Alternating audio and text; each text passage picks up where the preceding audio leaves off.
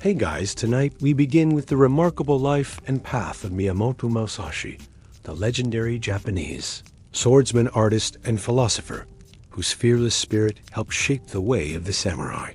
From his undefeated duels to the wisdom etched in the Book of Five Rings, Musashi's legacy still whispers to us across centuries, inspiring warriors of the mind and the blade alike.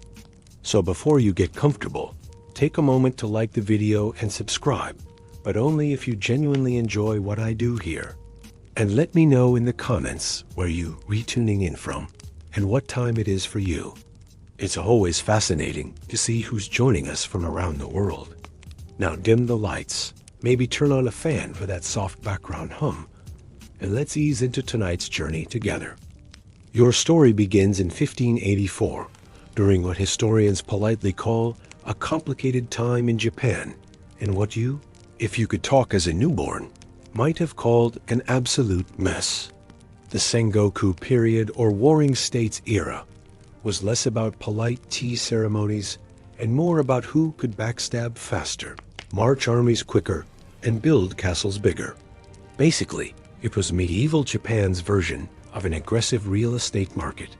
Only instead of losing a bidding war, you lost your life. You were born in a little village called Miyamoto, tucked in the rough hills of Harima province. Your family isn't exactly rolling in gold coins. No luxurious silk diapers for you. More likely, you were swaddled in scratchy peasant cloth and handed a wooden spoon to fend off cold breezes. Congratulations, life hands you your first training weapon at birth. Your father, Shinmen Musashi, is a professional swordsman. And by professional, we mean he takes the art of slicing things very seriously. He's a tough man, a stern teacher, and not exactly the let's toss a ball around the yard type of dad. No, his idea of bonding time with his son would have been, here's a wooden sword, Mashi. Try not to cry when you fall over. Affection is rare, praise is rarer, and gentle hugs are pretty much non-existent. But in a brutal, unforgiving world, softness could get you killed. Your father wasn't raising a child. He was forging a weapon. From the very beginning, there's a wildness about you. You're not the tidy, well-behaved child who bows politely and memorizes verses. You're scrappy, unruly, and probably smelled like mud half the time. While other kids played tag, you were likely figuring out how to ambush them from behind a tree and declare victory. Subtle foreshadowing for your future career. In short, from the moment you blinked into the blinding Japanese sun, your fate was already whispering in your ear. You were not meant to live a quiet, peaceful life. You were meant to fight, to wander, and to carve your name into history one duel at a time, preferably while looking slightly disheveled. And judging by the state of the country, you are about to get plenty of practice. Your playground isn't a grassy field or a cozy backyard. It's the hard-packed dirt of Miyamoto village, where the wind smells of smoke, steel, and a little too much horse. Forget lullabies and fairy tales. Your bedtime stories are about heroic samurai cleaving enemies in half with one swing. Your cribmobile? Probably a few rusty swords dangling precariously from the ceiling. From the moment you can walk, or rather stagger like a tiny, drunk warrior, your father Musashi has you gripping practice swords.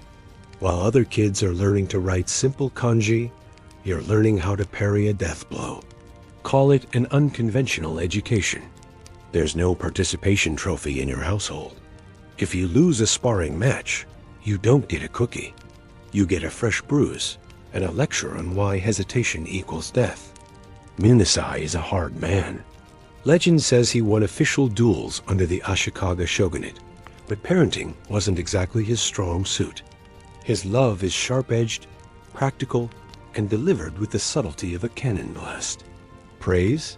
Maybe once when you didn't fall flat on your face after a heavy blow. Otherwise, silence. Because in his mind, survival is its own reward. And yet, something in you thrives under this pressure. While other boys dream of feasting and fame, you dream of battle rhythms, of predicting an opponent's next move before they make it. You don't see the sword as just a weapon. You see it as an extension of yourself, like an iron heartbeat echoing in your hands. You are not pampered. You are not comforted. Instead, you are honed day after brutal day, like a blade against wet stone. Even as a boy, you start to grasp the cold truth of your world. Victory is not about being stronger. It's about being smarter, faster, and just a little bit meaner than the guy across from you. The villagers whisper about you. That wild kid with a stare too sharp for his age. That boy who never cries when he bleeds. Some shake their heads. Some nod in respect. But one thing is clear. By the time you are barely a teenager, you are already something different.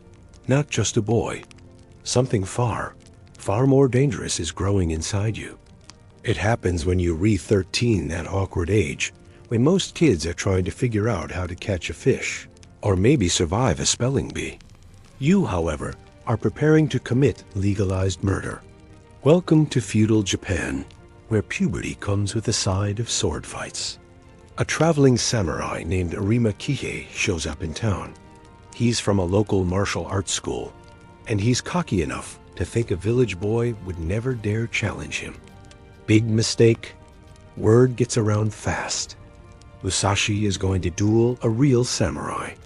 The villagers gather, whispering and placing discreet bets. Even your own family looks at you the way one might look at a chicken marching into a fox den. They expect a massacre. They expect you to be the one on the ground, bleeding and embarrassed. But here's the thing you're not interested in losing. You're 13, scrappy, furious at the world, and wielding a wooden sword that still smells like firewood. It's not exactly the stuff of heroic legends. Yet when the duel starts, Arima Kihei does what seasoned swordsmen do. He underestimates you. Maybe it's your size. Maybe it's the fact you probably still have dirt smudged across your face from that morning. Big mistake number 2. Without any formal bowing or dramatic speeches, you lunge, fast, savage, raw instinct. You catch him off guard, crashing into him with all the grace of an avalanche. Before the villagers can gasp, before Arima can even pull himself together, he's on the ground, groaning, bleeding, humiliated. A grown samurai bested by a barefoot teenager wielding a glorified tree branch. You don't just win. You announce to the world that Musashi is not a name to be ignored. It's a name to fear. Of course, your father's reaction is complicated. Pride? Maybe. Relief? Certainly. But also a hint of fear. Because even Munisai can see it now. The boy he forged is starting to surpass even his brutal expectations. As for you, you feel nothing but clarity. You were born for this. Not to farm, not to bow and scrape, but to duel, to defeat, to rise. First blood has been drawn, and somewhere deep inside your young heart, you realize it will not be the last. You'd think after your first public duel and public victory, life might settle down. Maybe a nice apprenticeship. Maybe a stable job carving sandals or fixing roofs. You know, something normal. Not a chance. At 15, you made a decision most adults wouldn't dare. You leave home. No tearful goodbyes. No packed lunch. Just a sword, a tattered travel cloak, and a stubborn refusal to live anybody's life but your own. You become a wanderer ronin. In a world where status is everything, where being tied to a lord offers protection and purpose, you choose absolutely none of it. It's like showing up at a medieval job fair, flipping the table and walking into the woods whistling. Why? Because deep down, you know, if you tie yourself to someone else's house, someone else's rules, you'll never become the warrior you're meant to be. You aren't here to play politics. You aren't here to shine armor in poor sake for some pudgy lord. You're here to master the sword on your terms, or not at all. Of course, wandering isn't exactly glamorous. You sleep under trees, not silk canopies. You eat whatever you can find, which often means rice if you're lucky, bark if you're not. Your traveling companions? It's mostly crows, stray dogs, and the occasional curious peasant boy whispering, "Mama, why does that man look like he hasn't bathed in a year?" But you don't care. The wilderness becomes your dojo. The rivers sharpen your senses. The cold wind teaches you patience better than any old master. And with every mile you walk, you shed another piece of the boy you were. The village kid with muddy feet gone. The ambitious teenager who beat a samurai still there, but growing into something fiercer. You start seeking out dojos, challenging their best students to duels, learning from every swing, every miss, every victory. Your skills evolve fast too fast for the world to keep ignoring you. People start whispering your name along dusty roads and smoky inns. There's a wild Ronin out there, a boy with a blade sharper than most men's minds. And somewhere on those endless roads, a new thought grows inside you. Maybe the sword isn't just for killing. Maybe it's a path to something bigger than survival. You just have to keep walking. If there's one thing that separates you from the other samurai of your time, it's this: you don't look the part at all. The typical samurai strides into town with his hair neatly oiled, his armor polished to a mirror shine, his swords tucked neatly at his hip like badges of honor. Meanwhile, you show up looking like you just wrestled a bear, and maybe won. Your hair wild, your clothes torn, stained, sometimes half missing. Your feet probably muddy, definitely calloused. You are not the carefully curated image of the warrior elite. You are something rarer, something far more unsettling. You look less like a courtly samurai and more like a wild vat, learned to walk on two legs, and somehow picked up a sword along the way. And people notice. Oh, they notice. At first, they laugh. Who could take you seriously? You look like you'd be better suited chasing chickens than facing seasoned warriors. But laughter turns to confusion, then to fear. Because once you draw your sword, once you move, all that scruff and dirt and feral energy turns into something terrifyingly efficient. No wasted motions, no hesitation, just pure, unfiltered violence, delivered with the grace of a predator. In duels, you don't dance around, trading pretty cuts for the sake of ceremony. You go for the kill fast, ugly, final. It's not dishonorable. It's survival. It's the understanding that battles aren't won by who looks best swinging their sword. They're won by who walks away still breathing. The polished samurai, they're still worried about whether their helmet is straight. You're already inside their guard, smashing their pride into the dirt. Rumors start to swirl around you like autumn leaves. He fights like a demon. He doesn't fight to win points. He fights to survive. If you see him, run the other way. You become a living ghost story, passed from village to village, whispered over cheapsake and campfires. But you don't care about reputation. You don't even care about winning fame. You care about one thing only getting better, sharper, deadlier. Because deep inside, you know the world isn't kind to wolves, and only the fiercest survive. With the open road as your home and a sword for a pillow, you dive headfirst into a new hobby challenging strangers to deadly combat. Some people collect seashells. You collect victories, preferably before lunch. It's a simple strategy. Walk into a new town, find the local dojo, or the most arrogant swordsman standing around. Challenge them to a duel. Win, move on. You're like a one-man natural disaster, leaving a trail of bruised egos and broken bones wherever you go. If there were a tourism board for rural Japan, they'd be putting up warning signs. Beware wild Ronin crossing. And the best part, no one knows how to deal with you. You're too unpredictable, too raw. You're done to fight by the book mostly, because you probably never read the book in the first place. You don't wear fancy armor. You don't bow 6 times before drawing your blade. You don't politely wait for your opponent to compose a haiku before the first strike. No, you size them up in an instant, find the fastest route to victory, and take it.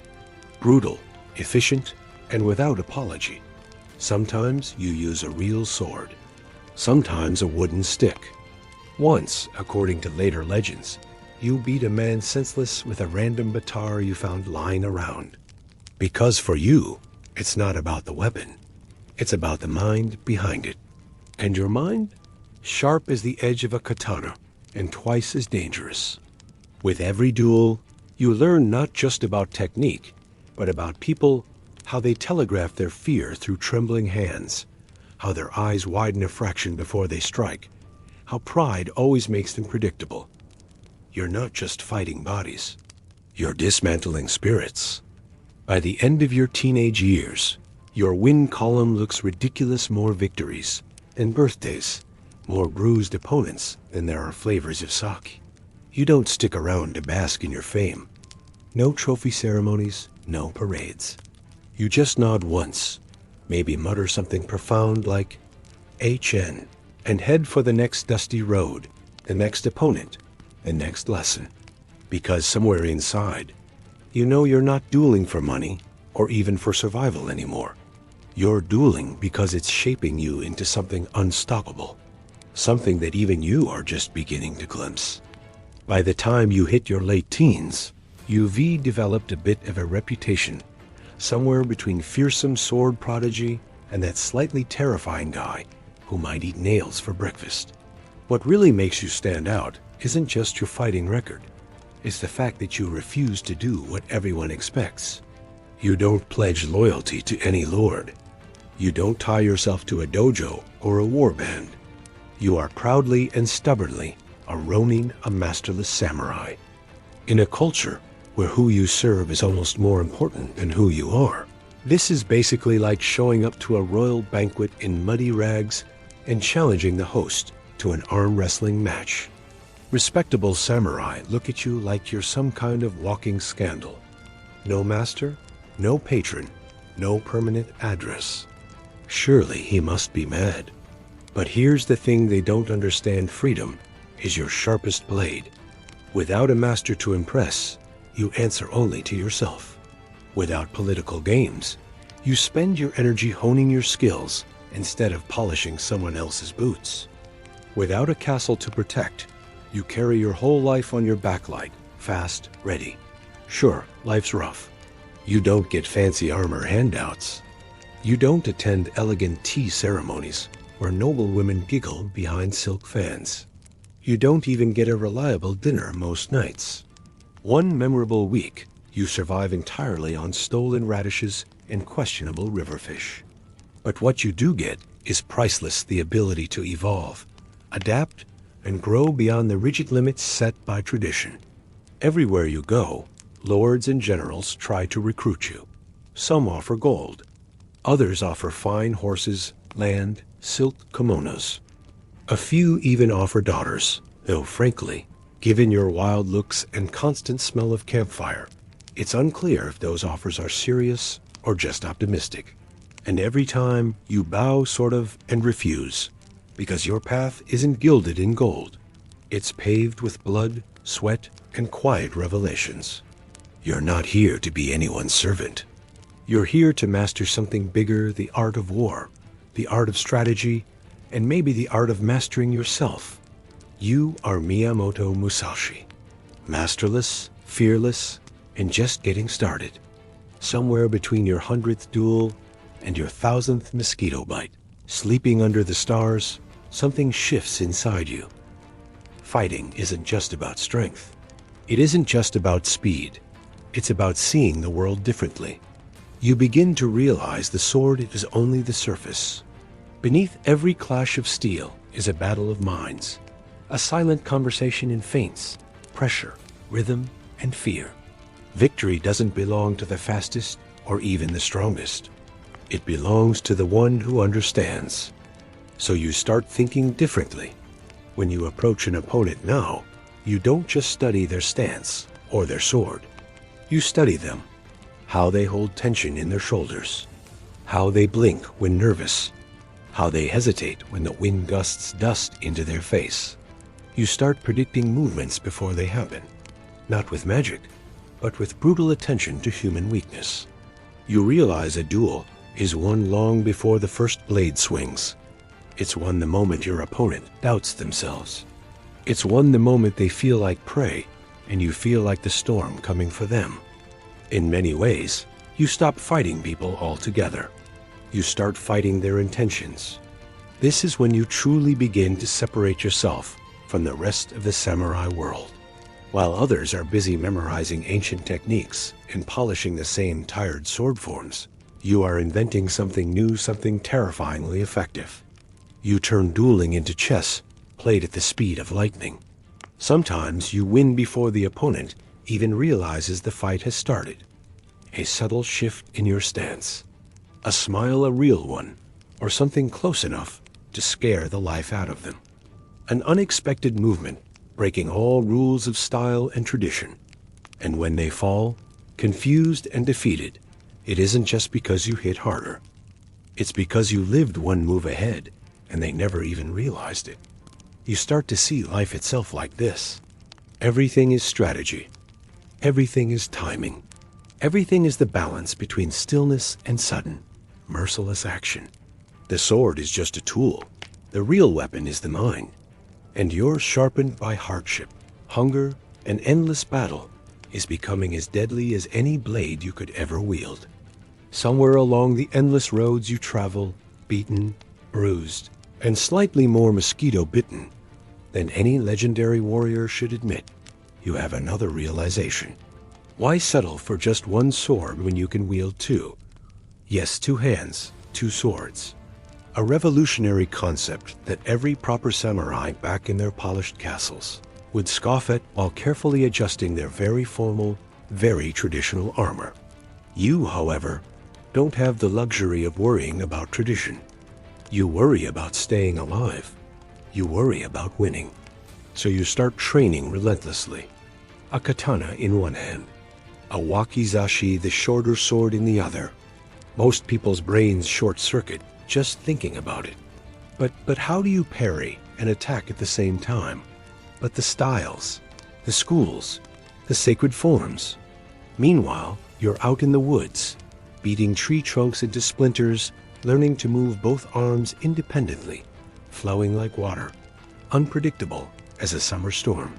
At first, it's clumsy. You drop swords. You trip over your own feet. At one memorable moment, you nearly disarm yourself with yourself. But slowly, painfully, something clicks. Two swords. Not a chaotic mess, but a deadly dance. One hand deflects, the other strikes. Left, right, left. A rhythm as natural as breathing. You're no longer bound by the rigid patterns taught in dojos. You create your own rhythm, your own style. And soon, your two-sword technique Niken Ichirais becomes as much a part of you as your own heartbeat. The beauty of it? No one knows how to fight you anymore. Single-sword fighters are confused. Spearmen are frustrated. Archers don't even get the chance to be frustrated. Your enemies expect one threat, they get two. They prepare for a sword duel. They get overwhelmed by a hurricane. The more formal samurai shake their heads in disgust, muttering into their sake about disrespecting centuries of tradition. But you don't hear them. You're too busy surviving, winning, innovating. You don't fight for style points. You fight to carve a new path through a dying, rigid world. A path where adaptability, not ancestry, is the true mark of mastery. Two swords, one purpose, victory, and you're just getting started. By now, you've carved quite a reputation for yourself. You're the storm that drifts into town, flattens the local champion, and disappears before anyone can even start carving your name into a wooden plaque. But eventually, storms need bigger mountains to clash against. Enter the Yoshioka school. The Yoshioka clan isn't some scrappy village dojo. They're elite. They're powerful. Their name carries weight in Kyoto, the cultural heart of Japan. A city filled with silk robes, carefully trimmed beards, and egos the size of small mountains.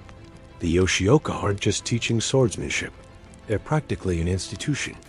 Winning a duel against them would be like an upstart garage band, crashing a royal opera house and stealing the show. Which, naturally, sounds like exactly the sort of thing you do. So you march into Kyoto dusty, scruffy, and probably smelling faintly of river water and stubbornness, and you issue a challenge to Yoshioka Sayuri, the head of the school. Sayuri, being a proud man and utterly convinced that you are just some wild vagabond with a death wish, accepts. The fight is set. Formalities are arranged. Everyone expects it to be a swift, embarrassing lesson for you. A public reminder that proper warriors don't get outdueled by wild ronin. Everyone except you. When the duel comes, there's no elaborate speeches, no dramatic poses, just you. Calm as a stone in a riverbed, facing down a master of high society swordsmanship. And when the moment strikes, you don't hesitate. You smash through his defenses like a typhoon through a paper screen. Sayuri is defeated, not politely, not ceremoniously, brutally. The once proud Yoshioka master is humiliated in front of his students, his patrons, and half of Kyoto's gossip-loving citizens. And you? You don't stick around to gloat. You don't strut through the streets gathering applause. You nod once, maybe tug your ragged cloak tighter against the breeze, and melt back into the city's shadowed alleys. Because in your mind, there's no final victory yet. Only the next duel. Only the next challenge. You've cracked the foundation of an empire. But you know the Yoshioka won't let this insult stand. Not without blood. And you're ready for them. The Yoshioka school does not take humiliation well. Losing to some wild ronin, a man who probably sleeps closer to goats than golden screens, is not just a bruise to their pride. It's a full-body injury. So naturally, they do what any prestigious institution with a bruised ego would do. They send in the next brother. Enter Yoshioka Denshuchiro. You might say Denshuchiro is the bigger, angrier sequel to Sayuri. More muscle, more rage, less patience. He challenges you to another formal duel, determined to erase the family's embarrassment, preferably by erasing you from existence. The city buzzes with anticipation. Another Musashi fight. Will the feral swordsman finally meet his match? Will honor be restored? Will someone please pass the sake? You, however, are as calm as ever. If Denshuchiro thinks anger is going to win this fight, he clearly hasn't been paying attention. The day of the duel arrives. The crowd gathers. Bets are placed. Vendors sell skewers of grilled fish to excited spectators, because nothing pairs better with mortal combat than a light snack. When Denshuchiro strides into the arena, he looks like a storm cloud in human form, armored, and bristling with fury.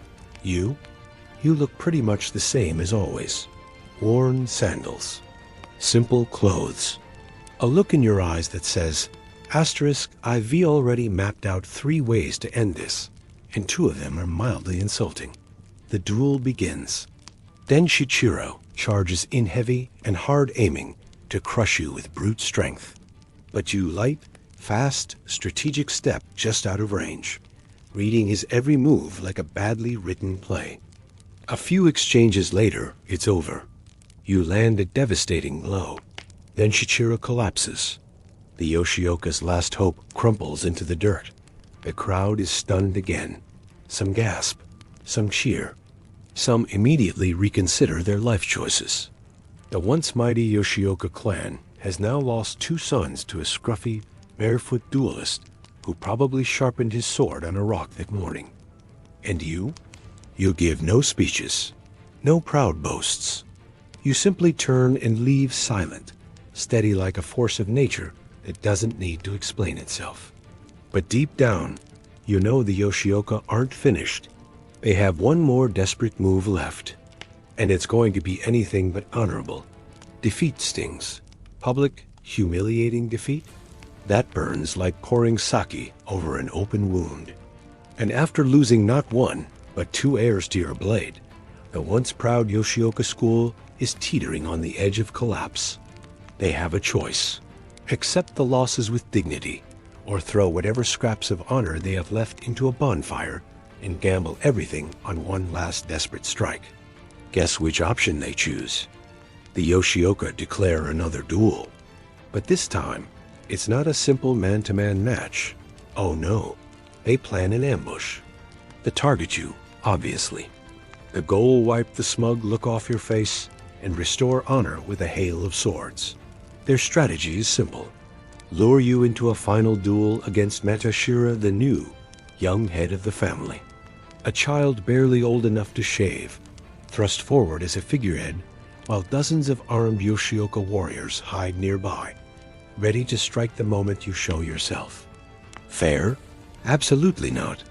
But fair stopped being part of the conversation about 2 dead brothers ago. Now here's what makes you. You. You know it's a trap. You can smell it like rotten fish from a mile away. And what do? You show up early, before the ambush is fully set, before the hidden swordsmen are in position, before anyone expects you. You glide through the twilight mist like a ghost, in mid-flight swift, sudden, and deceptively gentle until it's too late. His technique is whispered about in every circle that matters, and even some that don't. They say he can slice a falling leaf in half before it hits the ground, that he can strike without warning and without mercy. You hear these stories not with fear, but with a spark of curiosity, like a musician hearing the name of another virtuoso. A part of you knows, without ever meeting him, that this is inevitable. The road was always leading here. One master must meet another, but you're not in a rush. The encounter with Sasaki Kojiro can wait, because by now, you're a different kind of warrior. The kind who doesn't chase glory or challenge for the thrill of it alone. You've grown used to the rhythm of discipline, to the quiet heartbeat of your own becoming. You continue traveling, painting, reflecting. Your duels become fewer, but sharper, more pointed. You no longer fight to prove. You fight to understand. And the more you understand, the less you need to fight. When the time finally comes, when Kojiro sends his formal challenge, you don't hesitate, but you don't rush either. You accept it with the calm of someone who has already faced death 100 times and now understands it intimately, like an old rival or a former friend. The location is decided: Ganryu Island, a small, windswept place ringed by the sea. A fitting stage for a final act. You arrive late on purpose, not out of disrespect, but because timing is everything. You make Kojiro wait. You make the crowd wait. You row to the island alone, carving a wooden oar into a practice sword along the way. It's theatrical, yes, but it's also practical. You're traveling light, unburdened. When you step onto the shore, windswept and silent, Kojiro is already there, his long sword gleaming in the sun. He looks perfect, impeccable robes, immaculate hair, the very image of precision. You look like you slept under a bridge, which you might have, but your eyes are sharp and steady. You bow, he bows, and then it begins. What follows isn't a clash of swords. It's a meeting of minds. 2 warriors who have trained beyond obsession, who have sharpened their spirits into weapons, testing the weight of each other's silence. Kojiro moves first fast, elegant, deadly. But you've already seen it. You've studied birds, water, wind. You know how beauty can hide intent. Your wooden sword crashes into his skull. One blow, clean, final. He collapses. Some say it was dishonorable. Some say it was genius. You don't say anything. You bow again. You walk back to your boat. The duel is over. Kojiro is dead. And you? You finally met the mountain, climbed it, and left it behind. Back on the mainland, you don't revel. You don't drink. You don't boast. You disappear into the hills, into the forests, into time itself. Because for Miyamoto Musashi, the end was never the duel.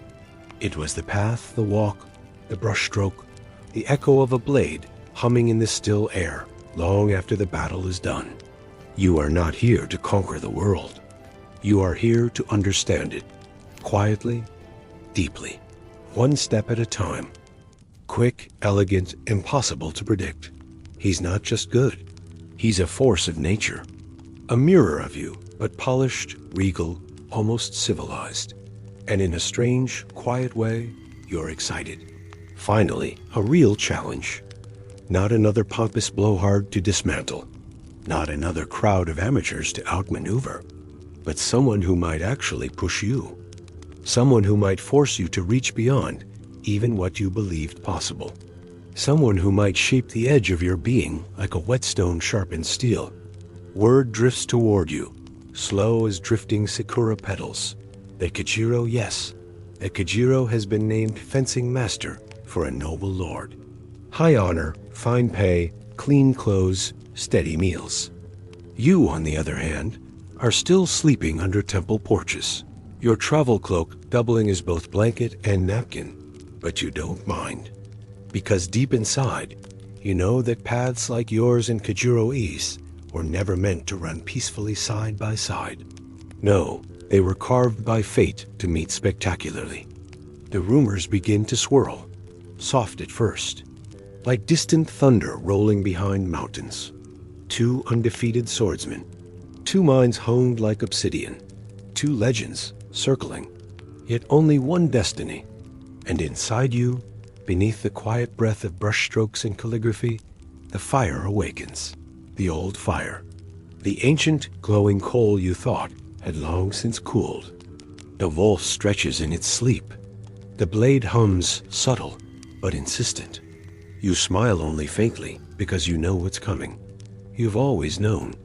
The challenge doesn't arrive with flair. It arrives quietly, like a leaf drifting to earth.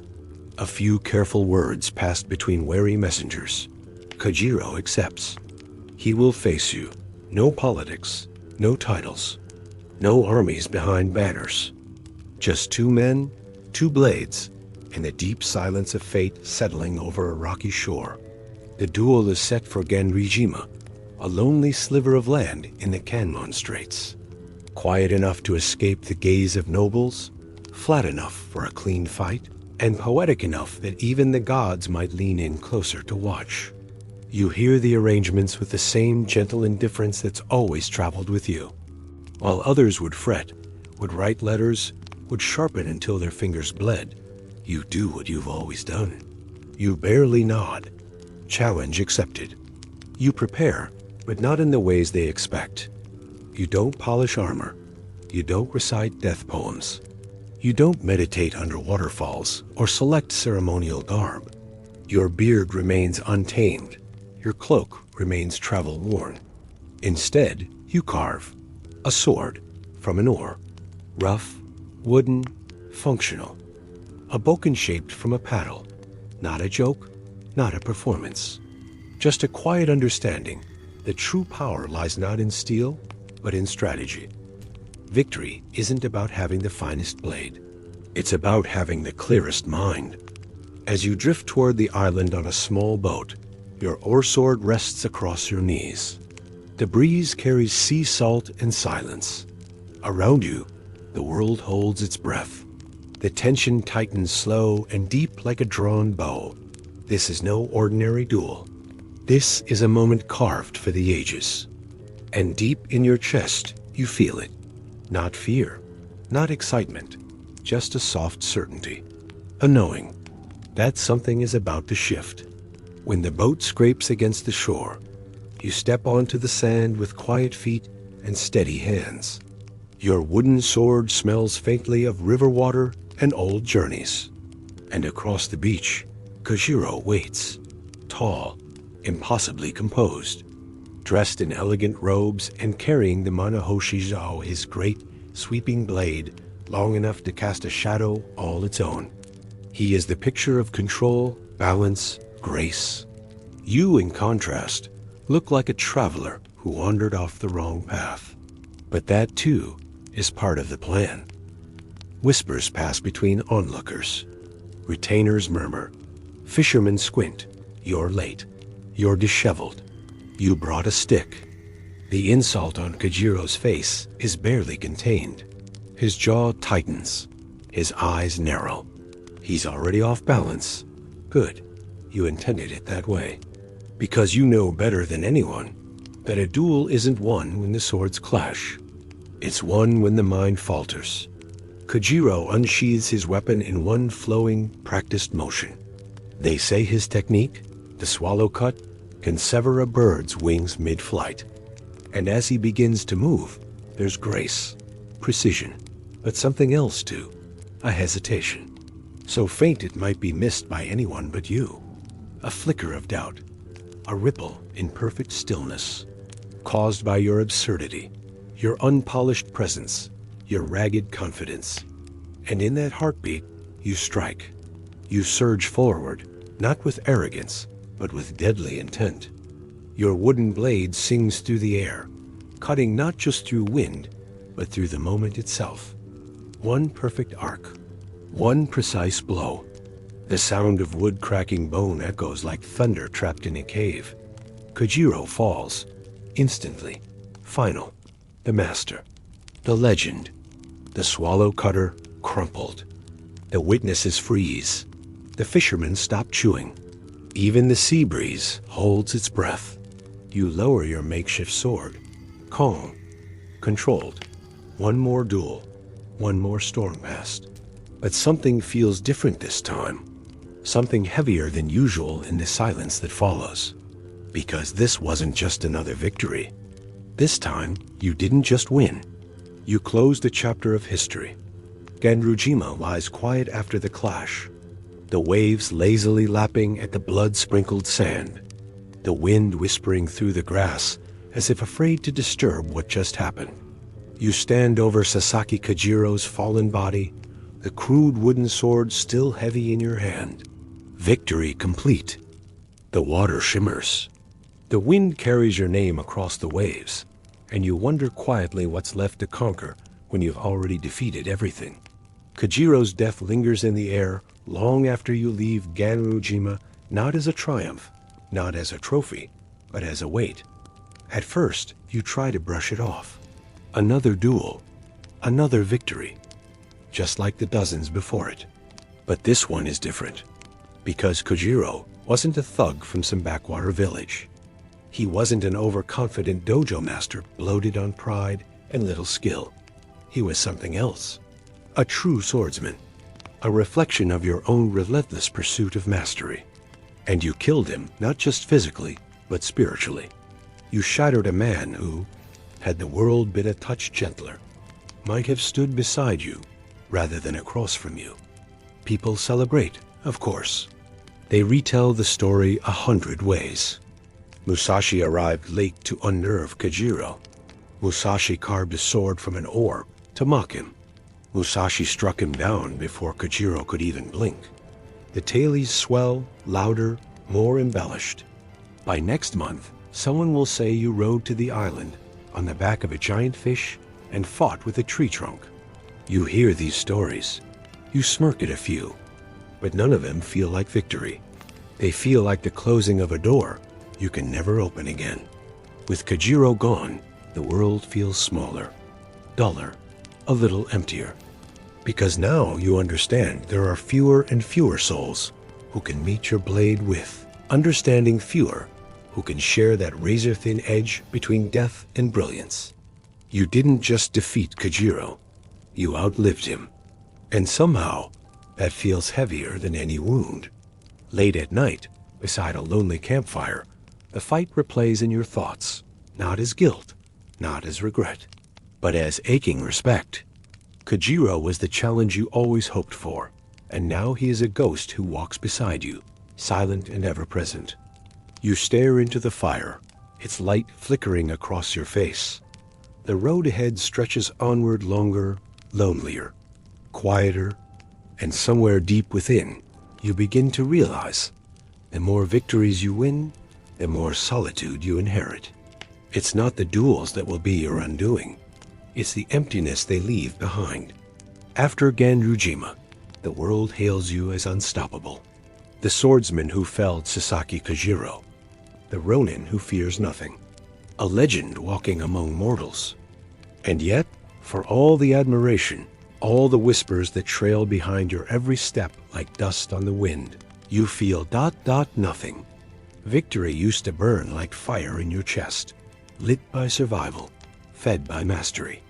Now it flickers, dim, starved of meaning. You pass through villages where children pretend to be you, swinging sticks, shouting your name. In inns, drunkards lift their cups in your honor, spinning tales so wild, even you don't recognize the man in them. Musashi fought 10 men at once without spilling his tea. Musashi sliced a falling leaf in midair. Musashi once beat a whole dojo with only a glare. You smile at these stories. You nod, bow, sip the rice wine, but inside, it all tastes like ash. Because the duels were never about fame, never about building a myth. They were about the pursuit, the endless, painful, beautiful pursuit of something perfect, something whole. Now that pursuit feels like chasing wind through empty halls. Once you dreamed of opponents worthy of you. Now you dream of quiet rivers, of empty paths, of wind moving gently through tall pine trees. There is no one left to chase. The world feels too small now, too fragile. You see others polishing their armor, chasing status, courting favor. You watch them from afar and feel like a wolf among house dogs. You don't belong in castles or courts. You belong nowhere and everywhere. You begin to understand victory is a strange kind of death. The death of striving. The death of hunger. You've won too often. And now what remains is solitude. Deep, vast solitude. A silence that no cheer or song or drink can ever fill. So you keep walking, not toward glory, not toward battle, toward something quieter, something you can barely hear, like a whisper brushing the edge of the wind. A new kind of mastery, one not of others, but of yourself. The road stretches onward, and your steps begin to slow. Not from age. Your body remains quick. Your hands faster than a coiled snake. But something else begins to tug at your soul. The battles worth fighting now aren't out there anymore. They're inside. You start to withdraw, not from fear of defeat, but because victory has lost its flavor. You've faced giants. You've outmatched legends. And in doing so, you've realized the final adversary is the one in the mirror. You spend more time alone, weeks, months, wandering the quiet corners of the world. No crowds, no challenges. Only bamboo rustling in the wind, rivers rushing over stone, the sky watching with patient silence. The sword stays at your side, but you draw it less. Instead, your brush dances across paper. You carve wood, not to kill, but to shape. The same discipline that once made your blade sing now polishes your spirit. You study Zen more deeply, not in crowded temples, but through your own slow experience. You sit beneath waterfalls. You fast until your breath feels weightless. You meditate in stillness, letting the seconds stretch like hours, and you begin to understand. Mastery isn't domination. It's harmony. It's knowing when to strike and when to remain still. You see now that the perfect duel isn't one you win. It's one you never need to fight. Conflict is a wave, and true mastery is stepping aside before it crashes. The wild wolf who once tore through Japan's greatest now lies curled within your soul. Not tamed by fear, tamed by wisdom. People still come looking, young challengers. Old warriors hoping for one last taste of greatness. Sometimes you fight them. Sometimes you defeat them with only a word, a glance. Either way, you remain victorious. Because the fiercest fight, the one for your soul, is the one you're beginning to win. Eventually, even the road grows too loud. The mountains too busy. You long for deeper quiet, for a place without fame, without memory, where even ambition cannot find you. And so, you retreat to a cave, not a temple, not a fortress, just a cave cold, damp, carved into the ribs of a silent mountain. Its name is Rigando the Spirit Rock Cave. Fitting, you bring little, a few scrolls, brush and ink, and your swords now sheathed, collecting dust as time glides by. Inside those stone walls, you are no longer Musashi the warrior. You are Musashi the student, a student of silence, a student of death, a student of life itself. The cave teaches differently than the sword. It teaches patience, like the way dripping water hollows stone. It teaches humility. Even the lazy web of a cave spider holds more wisdom than the noise of courtly ambition. But most of all, it teaches perspective. For the first time, you see clearly the duels, the victories, the broken schools, and shattered egos. They were only shadows. The true battle was never against them. It was always with yourself. You write by lantern light. Essays on philosophy, strategy, the void that holds all things together. Every word a duel with ignorance. Every sentence a strike against ego. The brush becomes your sword. Swift, deliberate, merciless toward illusion. And in Rigando's silence, you hear it the music that had always played beneath Steele's song. The music of understanding, balance, quiet mastery. Pilgrims sometimes arrive, curious students or hopeful challengers. Some you meet with warmth. Some you turn away with a word. But mostly you are alone, and you are at peace with it. Because you know, now true strength is not about defeating others. True strength is about mastering the only thing that truly matters yourself. And deep inside, under the stone in the silence, you are winning the greatest jewel of your life, one breath at a time. Inside the cold embrace of Rigando Cave, with the wind sighing at the mouth like an old friend, you decide it's time. Time to pass on what you've learned. Not through another duel, not through another battle, but through words. You sit cross-legged on the bare stone, brush in hand, ink ready, and begin to write. The Book of 5 Rings. Not a diary, not a boastful list of triumphs. A guide-a-sword manual, yes, but far more than that. A quiet map of the mind. A blueprint for understanding conflict. And life itself. You divide your teachings into 5 scrolls, each one tied to an element earth, water, fire, wind, and void. Each scroll flows into the next, like a river cascading into deeper waters, layering understanding for those willing to follow. The Earth Book teaches foundations, stability, grounding, knowing your stance, whether in battle or in life. The Water Book speaks of adaptability, of bending, flowing, moving around obstacles instead of breaking against them.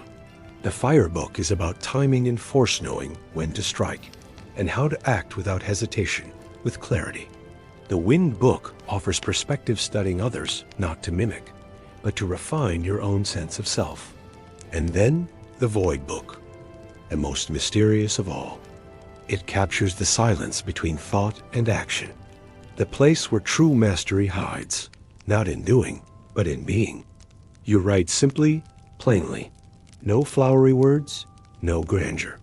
Just truth hard-earned, unadorned, sharpened like a blade in battle.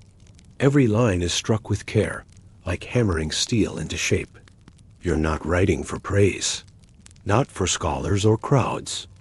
You're rewriting because the path you've walked has revealed something too precious to be buried with you. Each stroke of the brush feels like breathing life into a second self, a Musashi, that will remain long after your bones return to dust. You know that many will misunderstand it. Some will only skim its surface, but a few, just a few, will find its depths. And that's enough. Mastery is never meant for the many. It is a narrow road, walked by the few who are willing to suffer, to endure, to sharpen themselves against the whetstone of the world until they emerge as blades in human form. As you complete the final line on the final scroll, your hand lingers. A pause, then you smile. Your greatest jewel is complete. Your legacy is written. Outside, the seasons turn. Leaves fall. Rivers freeze. Flowers bloom. and you feel it deep in your bones. The end is near, but it is not an enemy to be parried, not a shadow creeping in to ambush. This is the one adversary no sword can defeat, death. You greet it as you've greeted every opponent, with calm, with reverence, with no fear. Your once iron body moves slower now. The hands that once carved through men now tremble when lifting a brush. The roads you once walked without thought now feel steep. But your mind? It's clearer than ever. You do not cling to life. You do not rage against its ebb. You prepare. With the same grace, the same focus with which you faced every duel. You choose your final moment carefully. You dress in simple robes, nothing regal, nothing grand. Just clean cloth, fit for a man with nothing left to prove. You sit cross-legged, your swords at your side, one hand resting gently on the katana, the other on the wakizashi. Not to draw, but to honor. These blades that served you so faithfully deserve to bear witness to your final breath. Your students gather quietly outside the cave. They do not weep. They do not wail. They understand. This is not a death of sorrow. This is a death of mastery. You close your eyes. You breathe in the crisp mountain air. The pulse of the earth rises up through the stone beneath you. Your blood slows. Your chest stills. There is no fear, no regret, only peace. In one steady motion, you sit perfectly still and pass from this world, a warrior to the end. No spectacle, no fight, just stillness, just strength. Miyamoto Musashi dies as he lived, undefeated, unbroken, untamed. And as your spirit drifts beyond the veil, far in the distance, 1,000 cherry blossoms catch the wind. The sword falls silent, but your name does not. It lingers, clinging to the mountains, whispering down rivers, echoing in dojos and libraries alike. Miyamoto Musashi, the man who lived by no rules but his own, who carved his path with blade and brush, who turned violence into philosophy and silence into sanctuary. They tell your story in strange and grand ways. Some say you fought 100 men alone. Some say you could split birds mid-flight with wooden swords. Others say you were born of the storm itself. You, who once slept under trees with nothing but stubbornness and steel, now live on in ink and art, in books and scrolls, on screens and stages. Your Book of 5 Rings becomes not just a tool for swordsmen, but a companion for generals, thinkers, artists, anyone seeking mastery. In a world that shifts constantly, your words remain. Observe clearly, move decisively, adapt like water, strike without fear, know yourself. Completely, you become more than a man. You become an ideal, a symbol of the eternal dance between discipline and wild instinct, between purpose and power. Statues rise, swords are named in your honor. Your spirit takes new forms, but none of it, not the films, the novels, the digital shadows, capture your full truth. Because the real Musashi is not the warrior with 2 blades standing above fallen foes. The real Musashi is the man in the cave, brush in hand, writing quietly for a future he would never see. The man who understood that strength without wisdom is empty, that a life without reflection is just noise. You were never just your battles. You were a question and invitation for others to face themselves. And as the centuries slip past and empires rise and fall, one quiet truth remains. Your story still calls to those willing to listen. Walk the path, face yourself, become more, and somewhere, in that space between heartbeats, the spirit of Musashi smiles.